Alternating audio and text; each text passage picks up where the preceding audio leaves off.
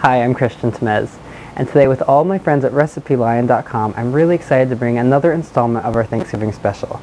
And I've already put the turkey in the oven, I've made the cranberry sauce, and now I'm ready for the mashed potatoes. Because these things are items that you can get put together ahead of time and kind of just get them out of the way and be ready when it's time for dinner. So the next thing I'm going to make is our mashed potatoes. So get a nice stock pot, a good size, and this was just a 3-pound bag of red potatoes that I've gone ahead and rinsed ahead of time and washed. I'm just going to go ahead and dump these right into the pot. Simple. I'm not going to cut them, I'm not going to do anything to them. These are very easy, simple, inactive mashed potatoes. And then what I'm going to do is go ahead and fill this pot right to cover the potatoes with water. Cold water. It doesn't have to be hot. You're not in a rush for these. And you can see that those are just covered with water. Whole potatoes right in there. I'm not going to cover it. You don't want to cover potatoes really when you're cooking them. But I'm going to go ahead and turn the burner. This can be on one of the back small burners because this is really an inactive mashed potato recipe. You're just going to go ahead and put it on the stove at around a 4 or a 5 if you're using an electric heat source like I am, or a medium-low flame if you have a gas stove, and just let it cook.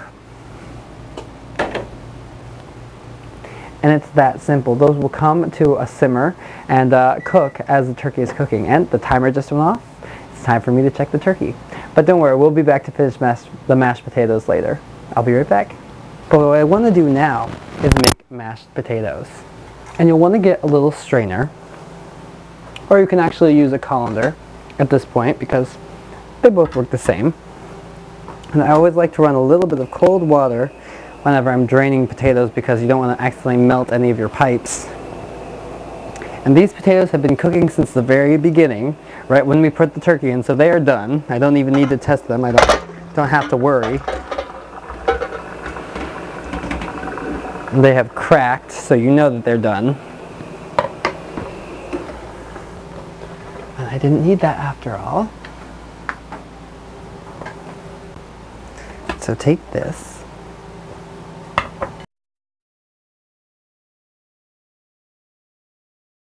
You can go ahead and just put these right back into the bowl.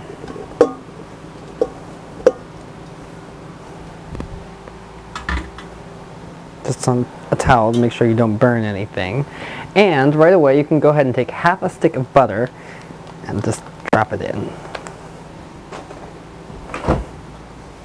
And you're also going to want some whole milk for this. But you can see how easily these potatoes just break up, and I'm just using a whisk. This is a stronger whisk. These are nice thick tines, but you can do this with a potato masher. I have one somewhere, I just can't find it. But then you just start adding milk. Not very much at first. What you're going to do is start first mashing the potatoes and working milk into it. About 1/4 cup at a time, and I never measure, I just eyeball. Because these do take up a little bit of liquid.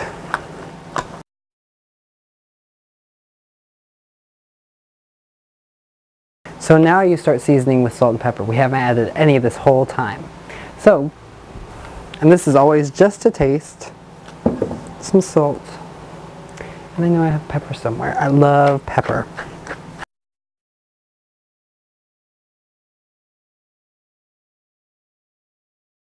And you can taste.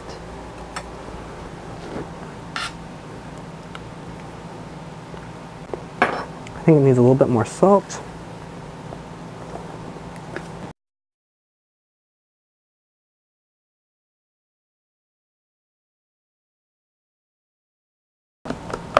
Just right, or just the way I like it. But dinner is pretty much done. So we